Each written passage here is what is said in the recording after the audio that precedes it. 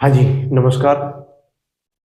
आज हम बात करेंगे मृदा के बारे में कि मृदा क्या होती है और मृदा का अध्ययन क्या कहलाता है और मृदा विज्ञान के जो जनक है वो कौन है। देखिए, पृथ्वी के पृष्ठ पर दानेदार कणों का जो पाए जाने वाला जो आवरण है उसे क्या कहते हैं? मृदा कहते हैं। मृदा यानी मिट्टी। तो देखिए, जो ये मृदा शब्द है, ये इस शब्द की जो उत्पत्ति है वो लैटिन भाषा के शब्द शॉलिम से हुई है। कौन से हुई है? शॉलिम शब्द से हुई है। जो जिसका शाब्दिक अर्थ की बात करें तो इसका अर्थ होता है, शाब्दिक अर्थ होता है फर्श। क्या होता है? इसका शाब्दिक अर्थ होता है फर्श। और इस अगर बात करें कि मृदा विज्ञान का जो जनक है, यानी मृदा विज्ञान का जो जनक है वो है वीवी डाकुचेव को माना जाता है। मृदा विज्ञान के जो जनक है वो कौन है? वीवी डाकुचेव को माना जाता है। और मृदा का जो अध्ययन है वो क्या कहलाता है? पेडोलॉजी कहलाता है, यानी मृदा विज्ञान कहलाता है। मृदा का अध्ययन क्या कहलाता है? पेडोलॉजी कहलाता है। और मृदा विज्ञान के जो जनक है वीवी डाकोचेव को माना जाता है। ठीक है।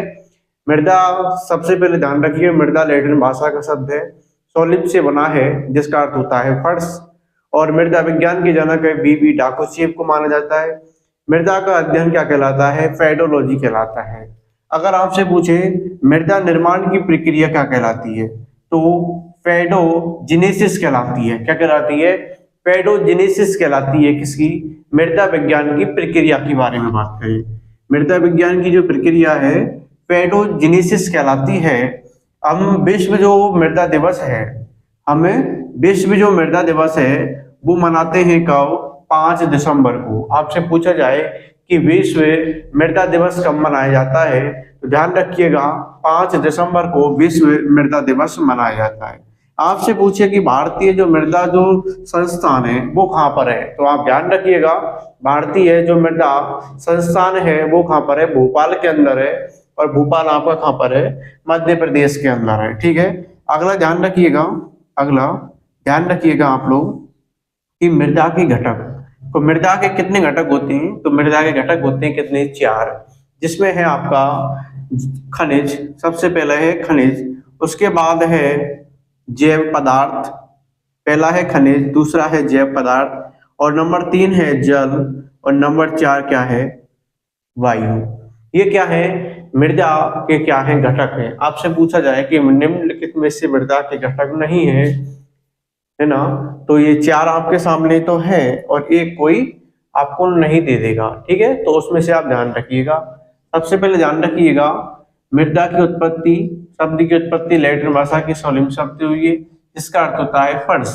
मृदा विज्ञान का जो जनक है वीवी डाकुचेव को माना जाता है। मृदा का जो अध्ययन है वो पेडोलॉजी कहलाता है। और मृदा निर्माण की प्रक्रिया पेडोजेनेसिस कहलाती है। विश्व मृदा दिवस 5 दिसंबर को। भारतीय मृदा संस्थान है वो भोपाल मध्य प्रदेश में।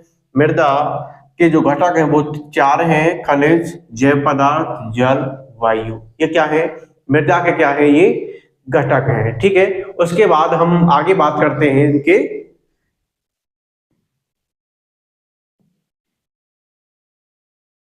हाँ जी, तो हम बात करते हैं कि मृदा भूपर्पटी की सबसे क्या होती है? महत्वपूर्ण परत मानी जाती है।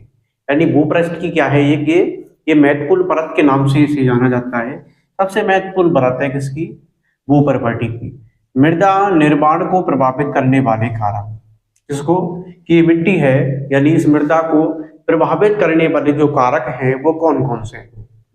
अगर बात करें कारकों की, जिसमें है उच्चावच, जनक सामग्री, और जलवायु और वनस्पति। ये क्या करते हैं? मृदा को क्या करते हैं? प्रभावित करते हैं। ठीक है, तो ध्यान रखिएगा सबसे पहला है उच्चावच, जनक सामग्री, जलवायु और वनस्पति। ये मृदा को क्या करते हैं? प्रभावित करने वाले कारक हैं। अगली ध्यान रखिएगा मृदा के घटक, कि मृदा के घटक कौन कौन से हैं। तो मृदा के घटक कौन कौन से हैं? ध्यान रखिएगा खनिज कण, हुमस, जल तथा वायु। कौन कौन से हैं? खनिज कण, हुमस, जल और वायु। ये क्या होते हैं? मृदा के घटक हैं। ठीक है, आपसे पूछे कि मृदा के घटक कौन कौन से हैं तो ध्यान रखिएगा मृदा के कौन कौन से घटक होते हैं? एक तो होता है खनिज कण, हुमस, जल और वायु। ये चार क्या होते हैं? ये चार होते हैं क्या? मृदा के घटक, ठीक है। और मृदा की 3 परतें होती हैं जिन्हें संस्तर के नाम से जाना जाता है, ठीक है। भारतीय जो मृदा का जो सर्वप्रथम जो वैज्ञानिक विभाजन है, वो व्यक्ति थे जिनका नाम था बॉयलकर। कौन थे? बॉयलकर थे।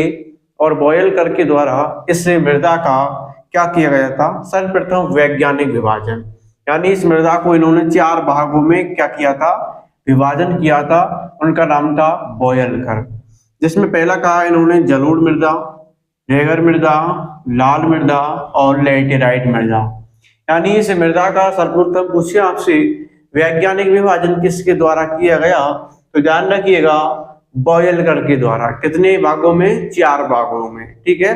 4 भागों में विभाजित किया गया, जलोढ़, रेगुर और लाल और लैटेराइट। और 1894 में लीडर ने इनकी जो वैज्ञानिक विभाजन है इसमें क्या किया था? संशोधन किया था। आपसे पूछे मृदा सर्वेक्षण विभाग की जो स्थापना है वो कब की गई थी? 1956 को की गई थी। 1956 को इस मृदा सर्वेक्षण विभाग की क्या की गई थी? स्थापना की गई थी, ठीक है। तो 1956 में मृदा सर्वेक्षण विभाग की स्थापना की गई थी। ओके, तो फिर आगे चलते हैं। अब बात करते हैं कि मृदा के बारे में, ठीक है। ये कितने प्रकार की मृदा होती है, इसको कितने भागों के अंदर विभाजित किया गया है, ठीक है। आगे हम बात करते हैं कि जो भारत में है ये मिट्टी है उसको कितने भागों के अंदर विभाजित किया गया है, यानी इस मिट्टी को कितने भागों में बांटा गया है। तो ये मिट्टी है इसको मुख्य रूप से 8 प्रकार बांटे गए हैं, जिसमें पहला है जलोढ़, लाल पीली मृदा, काली मृदा, लैटेराइट मृदा, शुष्क मृदा, लवणीय मृदा, पीठमय मृदा, वन या पर्वतीय मृदा। ये मुख्य रूप से जो मृदा है ये 8 भागों के अंदर विभाजित किया गया है। और इस मृदा को हम एक एक करके सबसे पहले पढ़ेंगे, किसकी बात करेंगे? जलोढ़ मृदा के बारे में। सबसे पहले किस मृदा के बारे में पढ़ेंगे? हम जलोढ़ मृदा के बारे में पढ़ेंगे कि जलोढ़ मृदा क्या होती है, ठीक है। तो देखिए, हाँ जी, इस प्रकार की जो जलोढ़ मृदा होती है ना, तो इस प्रकार की जलोढ़ मृदा की हम बात करेंगे किसके बारे में? इसकी विशेषताओं के बारे में कि जलोढ़ मृदा है वो कहाँ पाई जाती है, किस प्रकार की मृदा होती है। तो देखिए, जलोढ़ मृदा उत्तरी मैदान और नदी घाटियों के विस्तृत भागों में पाई जाती है। एक तो नदी घाटियों और एक उत्तरी मैदान के एक विस्तृत क्षेत्र में कौन सी मृदा पाई जाती है? जलोढ़ मृदा पाई जाती है। और ये मृदा देश का कुल लगभग 40% भाग इस जलोढ़ मृदा से ढका हुआ है। कितनी मृदा से? जलोढ़ मृदा कितनी प्रतिशत पर? 40% भाग पर पाई जाती है। देश के 40% भाग पर पाई जाती है। राजस्थान के एक संकीर्ण गलियारे से होती हुई कौन सी मृदा? जलोढ़ मृदा गलियारे से होती हुई ये मृदा गुजरात के मैदानी भागों में ये प्रकार की मृदा मिलती है। जलोढ़ मृदाएं गठन में बलुई, दोमट से चिकनी मिट्टी की प्रकृति इनके अंदर पाई जाती है। किस प्रकार की? दोमट और चिकनी मिट्टी की प्रकृति इसके अंदर पाई जाती है। जलोढ़ मृदा इनमें पोटासियम की मात्रा अधिक, किसकी मात्रा पाई जाती है? जलोढ़ मृदा में पोटासियम की मात्रा अधिक पाई जाती है। और फास्फोरस की मात्रा कितनी पाई जाती है? कम पाई जाती है। वेरी इंपॉर्टेंट, ध्यान रखिएगा, ठीक है। इनमें पोटासियम की मात्रा तो अधिक होती है, फास्फोरस की मात्रा क्या होती है? कम होती है। कौन सी मृदा के अंदर? जलोढ़ मृदा के अंदर। गंगा के उत्तरी और मध्यवर्ती मैदानों में खादर और बांगर नाम की भिन्न मृदाएं विकसित हुई हैं। सबसे पहले समझिए खादर क्या होता है। किसके बारे में देखिए आप लोग, खादर क्या होता है। आपसे अगर पूछे खादर क्या होता है और आपसे पूछे बांगर क्या होता है। ठीक है, दोनों को ध्यान रखिएगा। खादर, खादर उसे कहते हैं जो नए जलोढ़, किसे, नए जलोढ़ निक्षेपों से, निक्षेपों से जो बने मैदान को, नए जलोढ़ निक्षेपों से बने मैदान को क्या कहते हैं, खादर के नाम से जाना जाता है। और आपसे पूछे बांगर तो पुराने जलोढ़, पुराने जलोढ़ निक्षेपों से, पुराने जलोढ़ निक्षेपों से बने मैदान को, बने मैदान को क्या कहा जाता है, बांगर कहा जाता है। ठीक है, ध्यान रखिएगा खादर क्या होता है, बांगर के अंदर अंतर इन दोनों में पूछे तो नए जलोढ़ निक्षेपों के मैदान, निक्षेपों से बने मैदान को खादर और पुराने जलोढ़ निक्षेपों से बने मैदान को किस नाम से जाना जाता है, बांगर के नाम से जाना जाता है। जलोढ़ मृदा में गहन कृषि की जाती है। जो गहन कृषि होती है वो जलोढ़ मृदा इसके लिए उपयुक्त होती है, यानी जलोढ़ प्रकार की मृदा इसके लिए क्या होती है, बहुत अच्छी होती है। ठीक है, तो ये जलोढ़ मृदा के बारे में वर्गीकरण है। अगली मृदा के बारे में हम आगे बात करते हैं कि लाल पीली मृदा की विशेषताएं कौन कौन सी है। ठीक है, लाल पीली मृदा की विशेषताओं के बारे में देखते हैं। तो अगली मृदा है लाल पीली मृदा। किसके बारे में बात कर रहे हैं, लाल पीली मृदा के बारे में देखिए कि लाल मृदा का विकास दक्कन के पठारी भाग के पूर्वी और दक्षिणी भाग में कम वर्षा वाले क्षेत्रों में हुआ है, जहां पर रवेदार कौन सी शैलें पाई जाती हैं, आग्नेय चट्टानें पाई जाती हैं। वहां पर कौन सी मृदा का निर्माण हुआ है, लाल पीली मृदा का निर्माण हुआ है। पीली व लाल मृदाएं ओडिशा और छत्तीसगढ़ की कुछ भागों में और मध्य गंगा के मैदान के दक्षिणी भागों में पाई जाती है। ओडिशा और भारत के दक्षिण छत्तीसगढ़ के कुछ भागों और मध्य गंगा के मैदान के दक्षिणी भागों में इस प्रकार की मृदा पाई जाती है। कायांतरित चट्टानों में लोहे की व्याप्त विसरण के कारण इस मृदा का रंग कैसा होता है, लाल होता है। ठीक है, अगली बात करें, जल योजित होने के कारण यह मृदा पीली दिखाई देती है। किसके कारण, जल होने के कारण, जल योजित होने के कारण इस मृदा का रंग कैसा दिखाई देता है, पीला। महीन कणों वाली लाल और पीली मृदा सामान्यतः उर्वरक होती है, यानी उपजाऊ होती है ना, और इसमें सामान्यतः नाइट्रोजन, फास्फोरस और ह्यूमस की मात्रा की क्या पाई जाती है, इसमें कमी देखने को हमें मिलती है। कौन सी मृदा के बारे में बात की है, लाल पीली मृदा के बारे में, कि इनमें क्या होता है, सामान्य से नाइट्रोजन, फास्फोरस और ह्यूमस की मात्रा क्या पाई जाती है, कम पाई जाती है, जिसके कारण इस मृदा का निर्माण होता है।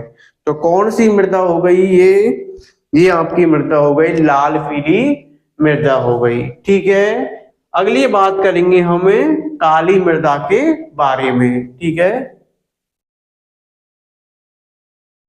हाँ जी, जो है काली मृदा है ना, अगली मृदा है नंबर 3 जिसका नाम है काली मृदा। और काली मृदा दक्कन के पठार के अधिकतर भागों में पाई जाती है, यानी जो दक्कन का जो पठार है उसके मध्य में, यानी उसके अधिकतर क्षेत्रों में इस प्रकार की मृदा हमें देखने को मिलती है। कौन सी, काली मृदा। इसमें जो है महाराष्ट्र के कुछ भागों में, गुजरात और तमिलनाडु के कुछ भागों में इस प्रकार की काली मृदा हमें देखने को मिलती है। ठीक है, और गोदावरी और कृष्णा नदियों के ऊपरी भागों में, गोदावरी और कृष्णा नदियों के ऊपरी भागों में, दक्कन के पठार के उत्तरी पश्चिमी भागों में गहरी काली मृदा पाई जाती है। कौन सी, गहरी काली मृदा पाई जाती है। कौन कौन से भागों में? गोदावरी और कृष्णा नदियों के ऊपरी भाग और दक्कन के पठार के उत्तरी और पश्चिमी भागों में गहरी काली मृदा पाई जाती है। इन मृदाओं को रेगर तथा कपास वाली काली मिट्टी भी कहा जाता है। पोटाश की मात्रा भी इनमें क्या पाई जाती है? कम पाई जाती है। और फास्फोरस, नाइट्रोजन, जैव पदार्थों की कमी इनके अंदर पाई जाती है। ठीक है, इस प्रकार की मृदा होती है कौन सी? काली मृदा काली मृदा कहलाती है। ठीक है, ये आपकी जो काली मृदा है उसकी क्या है? विशेषता है कि काली मृदा का रंग कैसा होता है? काला होता है। काली मृदा दक्कन के पठार के अधिकतर भागों में पाई जाती है। इसमें महाराष्ट्र के कुछ भाग, गुजरात तथा तमिलनाडु के कुछ भागों में पाई जाती है। और गोदावरी कृष्णा नदियों के ऊपरी भागों और दक्कन के पठार के उत्तरी पश्चिमी भागों में गहरी काली मृदा पाई जाती है। और इन मृदाओं को रेगर या कपास वाली काली मिट्टी भी कहा जाता है। ठीक है, पोटाश की मात्रा भी कम पाई जाती है और फास्फोरस और नाइट्रोजन की और जैव पदार्थों की भी कमी इस काली मृदा में पाई जाती है। ठीक है, तो ये कौन सी मृदा हो गई? काली मृदा। अगली मृदा के बारे में हम बात करते हैं, वो है लैटेराइट मृदा। ठीक है, कौन सी मृदा है? लैटेराइट मृदा है। ठीक है, हाँ जी, अगली प्रकार की मृदा है लैटेराइट मृदा। लैटेराइट मृदा के बारे में देखें। लैटेराइट एक लैटिन भाषा का शब्द है। कौन सी भाषा का है? लैटिन भाषा का शब्द है जो लेटर से बना है, जिसका अर्थ होता है ईंट। लैटेराइट जो मृदा है, यह लैटेराइट जो शब्द है ये लैटिन भाषा के लेटर शब्द से बना है और जिसका अर्थ होता है ईंट। लैटेराइट मृदा उच्च तापमान, भारी वर्षा वाले क्षेत्रों में विकसित होती है। कौन सी मृदा? लैटेराइट मृदा। ये मृदा उच्च उष्णकटिबंधीय वर्षा के कारण हुए तीव्र निच्छालन का परिणाम है। यानी उससे क्या होता है? इस लैटेराइट मृदा का निर्माण होता है। लोहे ऑक्साइड और पोटेशियम की अधिकता इस मृदा में पाई जाती है। जैव पदार्थ नाइट्रोजन, फास्फोरस और कैल्शियम की इस मृदा में कमी पाई जाती है। और तमिलनाडु, आंध्र प्रदेश और कर्नाटक और केरल, है ना, इन राज्यों के अंदर ये पाई जाती है। जो लैटेराइट मृदा होती है ये काजू की फसल के लिए उपयुक्त होती है। आपसे पूछे कि काजू की फसल के लिए, किसके लिए? काजू की फसल के लिए उपयुक्त मृदा बताइए, तो कौन सी है? लैटेराइट मृदा। लैटेराइट मृदा है। ठीक है, ध्यान रखिएगा। ओके, अगली मृदा के बारे में हम बात करेंगे।